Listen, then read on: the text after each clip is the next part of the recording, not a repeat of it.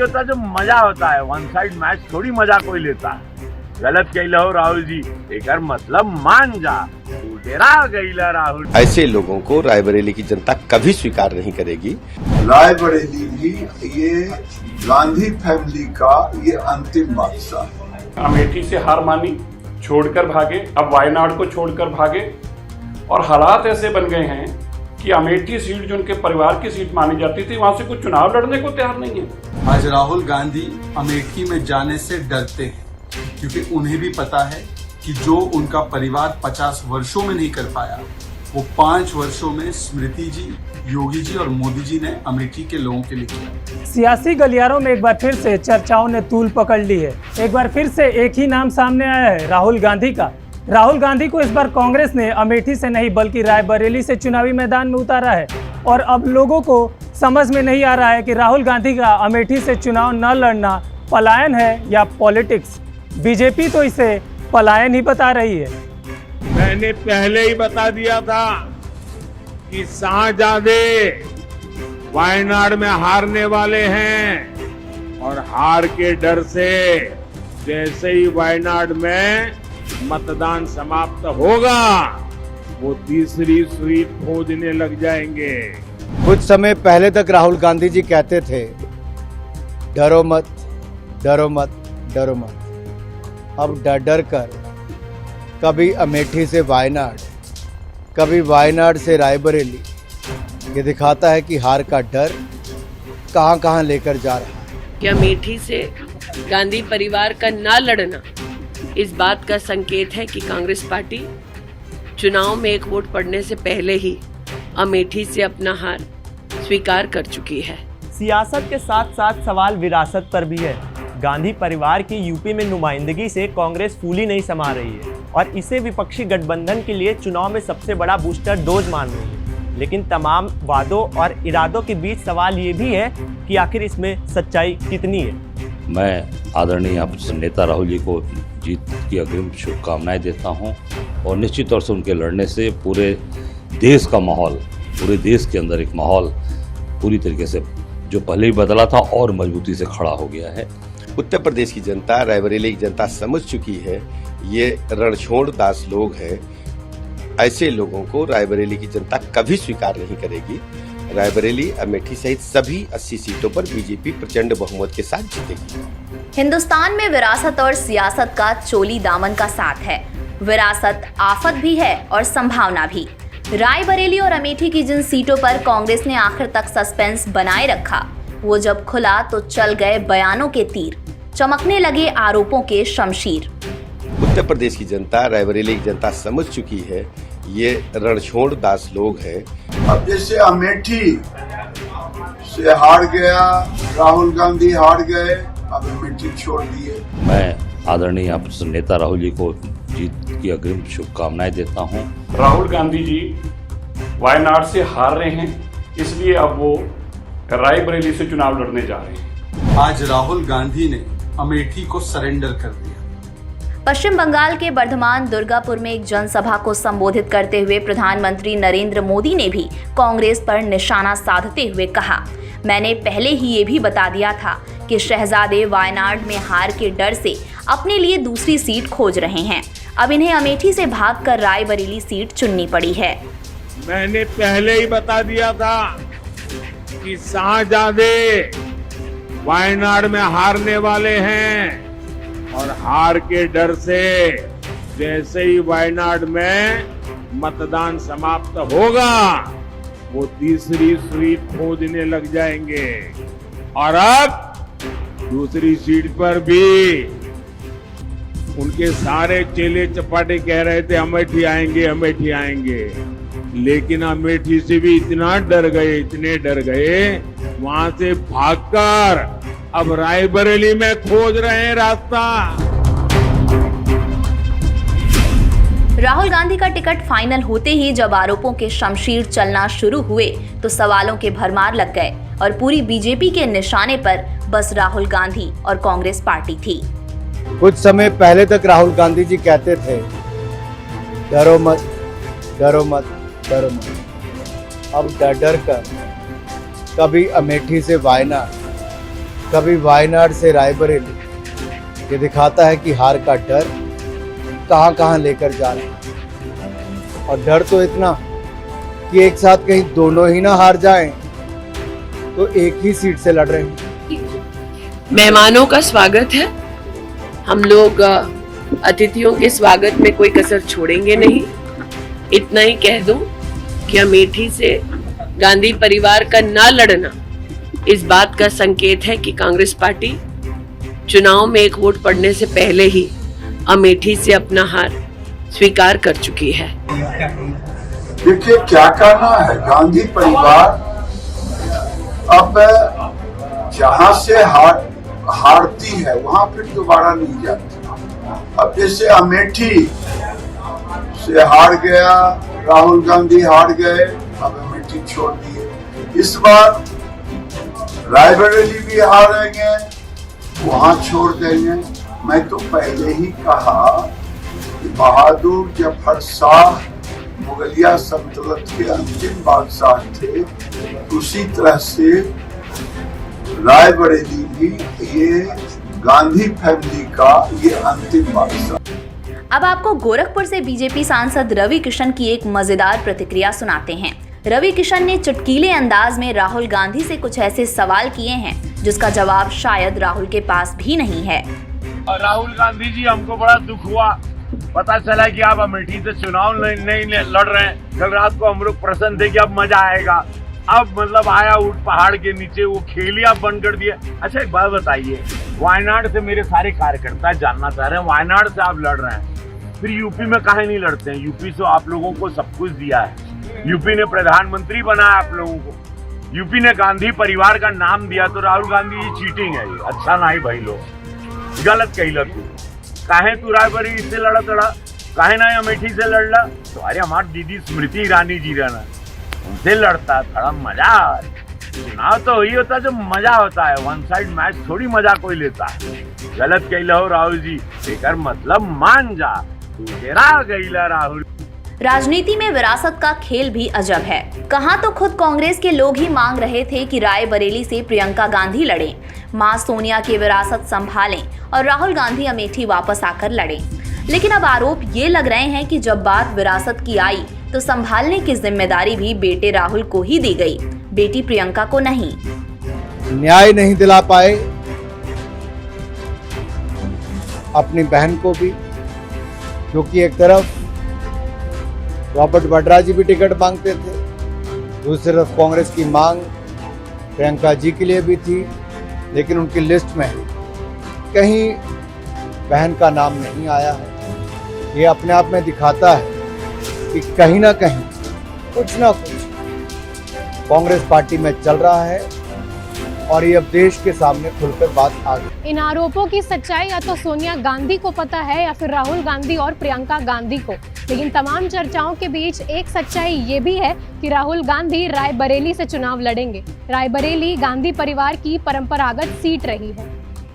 रायबरेली ने 1952 से लेकर 2019 तक के चुनावी इतिहास में सबसे ज्यादा मौके, सबसे ज्यादा प्यार, सबसे ज्यादा साथ कांग्रेस और खासकर गांधी परिवार पर ही लुटाया है। इतिहास गवाह है कि जब जब गांधी परिवार को जरूरत पड़ी है, एक बार को छोड़कर हर बार रायबरेली की जनता ने कहा है, हम हैं ना।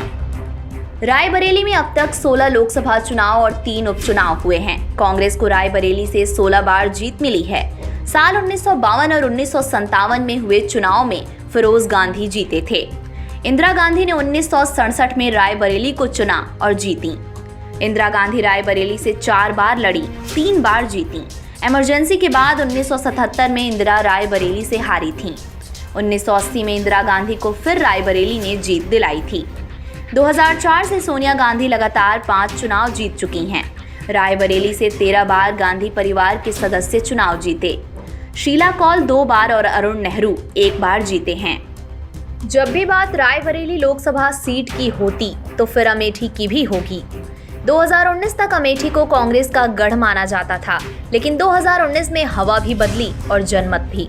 कभी जिस अमेठी में राहुल गांधी की जीत मतदान से पहले ही पक्की मानी जाती थी, वहां 2019 के बाद सियासत भी बदली और समीकरण भी। इस बार अमेठी से राहुल के चुनाव नहीं लड़ने पर बीजेपी लगातार हमलावर है। फिलहाल अमेठी के आंकड़े दिखाते हैं। अमेठी में 1980 तक संजय गांधी ने अपना पैर जमाए रखा, जिसके बाद 1981 से लेकर 1991 तक राजीव गांधी ने इस सीट की बागडोर संभाली, जिसके बाद सोनिया गांधी 1999 में इस सीट की देखरेख की और 2004, 2009 और 2014 में राहुल गांधी ने भी इस सीट पर उम्मीदवारी तय की। लेकिन वर्ष 2019 में कांग्रेस की ये सियासी सीट छिन गई और इस पर बीजेपी का कब्जा हो गया और स्मृति ईरानी यहाँ की सांसद बनी। अमेठी में 2009 के बाद से वोट प्रतिशत में कमी दर्ज की जा रही है। शायद यही कारण है कि अमेठी कांग्रेस के हाथों से फिसल गया। अमेठी लोकसभा चुनाव 2009 की बात करें तो राहुल गांधी को 71.80% वोट मिले, जबकि बीजेपी को 5.80%। वहीं 2014 में राहुल गांधी का वोट प्रतिशत घटकर 46.70 रह गया, जबकि बीजेपी के वोट प्रतिशत में बढ़त देखा गया और उसे 34.40% वोट मिले। इसके बाद आया वर्ष 2019, जब राहुल गांधी को 43.90% वोट मिले और बीजेपी की स्मृति ईरानी 49.70% वोटों के साथ अपना परचम लहरा दिया। 2019 में अमेठी से हार और उसके बाद कांग्रेस की सियासी सीट के छूट जाने के बाद यूपी में रायबरेली एकमात्र सीट बची है जिस पर कांग्रेस का अस्तित्व बरकरार है। अब ये आगे बरकरार रहेगा ये नहीं, ये तो रायबरेली की जनता तय करेगी। लेकिन इससे पहले 2014 और 2019 के वोट प्रतिशत पर भी एक नज़र डाल लेते हैं। रायबरेली में सोनिया का साथ देने के लिए 2014 में 33.01% लोगों ने अपना हाथ आगे किया, जबकि बीजेपी को सिर्फ 10.89% लोगों ने सपोर्ट किया। वहीं 2019 में भी 55.78% लोगों ने सोनिया का साथ दिया और बीजेपी को 38.35% वोटों के साथ हार का सामना करना पड़ा। अब कांग्रेस ने रायबरेली राहुल गांधी को सौंपी है। जनता इसे कितना स्वीकारती है ये तो आने वाले समय में पता चल ही जाएगा। साल 2004 में रायबरेली ने सोनिया गांधी को अपनाया था, साथ कभी नहीं छोड़ा। साल 2019 में अकेला रायबरेली ही था जो गांधी परिवार के साथ खड़ा रहा। अब देखना यह है कि क्या रायबरेली राहुल को भी अपनाएगा। रायबरेली से नामांकन के लिए राहुल गांधी पूरे परिवार और लाओ लश्कर के साथ रायबरेली पहुंचे। मां सोनिया गांधी के साथ केसी वेणुगोपाल और अशोक गहलोत भी पहुंचे। फुरसतगंज हवाई अड्डे पर प्रियंका गांधी भी मां सोनिया गांधी से मिली।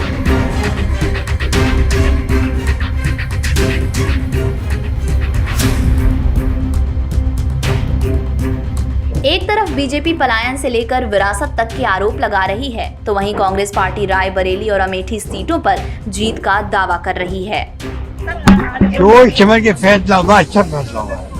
दोनों सीटें जीतेंगे भारी बहुमत से। पूरे देश भर में माहौल गया है, मैसेज गया है एक्स्ट्राऑर्डिनरी। कार्यकर्ताओं में बहुत उत्साह है। और रायबरेली एक परंपरागत सीट जहां पर विकास हमेशा रहा, हमेशा विकास का कार्य हुआ। अमेठी के अंदर भी वही हाल है। मैं समझता हूँ कि दोनों ही जगह से बहुत ही पारिवारिक रिश्ता है गांधी परिवार का, कांग्रेस का। इसलिए आप देखिए सबसे विश्वस्त और अपने एकदम नज़दीकी किशोरीलाल जी को चुनाव अमेठी से लड़ाया गया।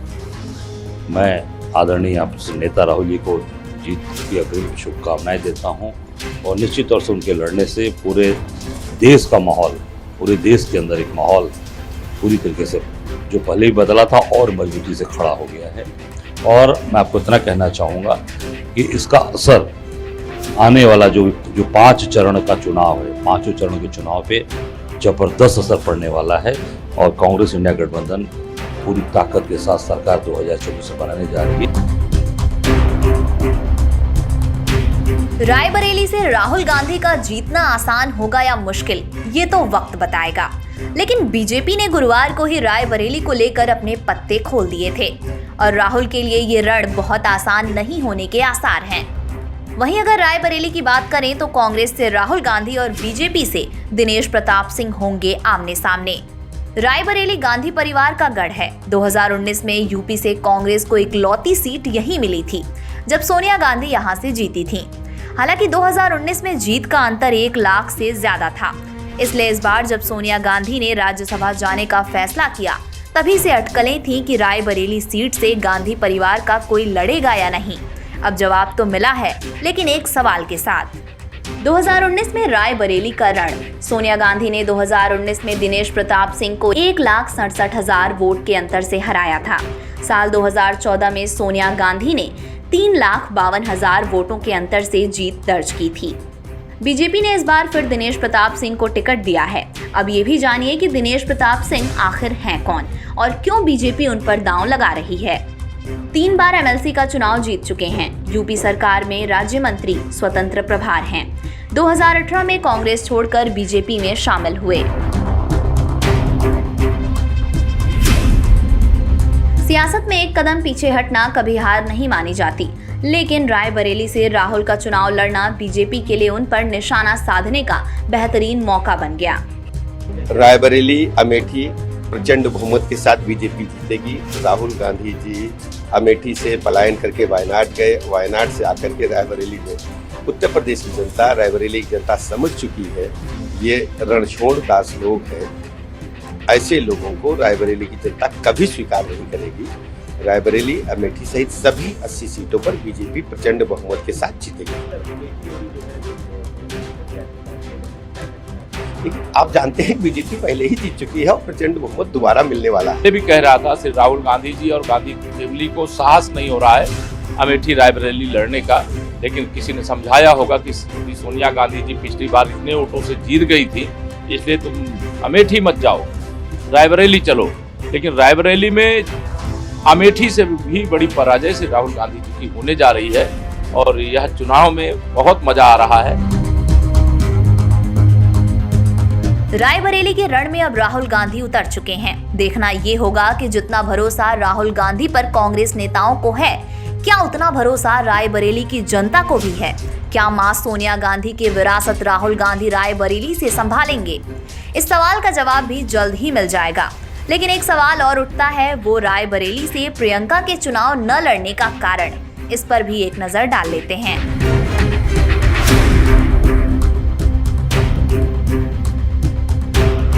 उत्तर प्रदेश की 2 हाई प्रोफाइल सीट रायबरेली और अमेठी पर बरकरार सबसे बड़े सस्पेंस को कांग्रेस पार्टी ने तो खत्म कर दिया है, लेकिन अब सियासत में नई रार छिड़ गई है।